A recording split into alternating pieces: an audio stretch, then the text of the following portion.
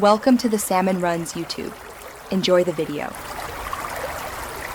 In this video, I will explain how to replace a Honda Accord valve cover gasket.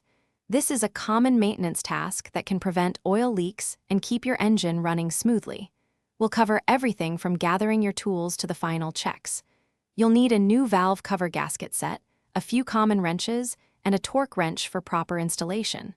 Let's get started and ensure your engine stays leak-free. First, ensure your engine is cool and disconnect the negative battery terminal for safety.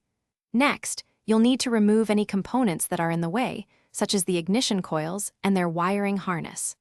Once clear, carefully loosen the valve cover bolts. It's often best to loosen them in a cross pattern to prevent warping. With all bolts removed, gently lift the valve cover off the cylinder head, being mindful of any remaining hoses. Now, it's crucial to thoroughly clean both the cylinder head and the valve cover mating surfaces. Remove all old gasket material and oil residue. Use a non-abrasive scraper and a clean rag with brake cleaner.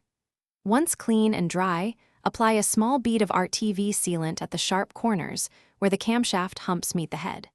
Then, carefully place the new gasket into the groove of the valve cover, ensuring it sits perfectly.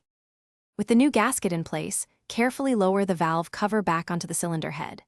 Hand tighten the bolts first, then use a torque wrench to tighten them to the manufacturer's specification, typically around 5 to 8.7 foot-pounds, following the correct sequence. Reconnect all ignition coils, wiring harnesses, and any other components you removed. Finally, reconnect the battery, start your engine, and check for any oil leaks around the new gasket. Thanks for watching. Consider subscribing if we helped you.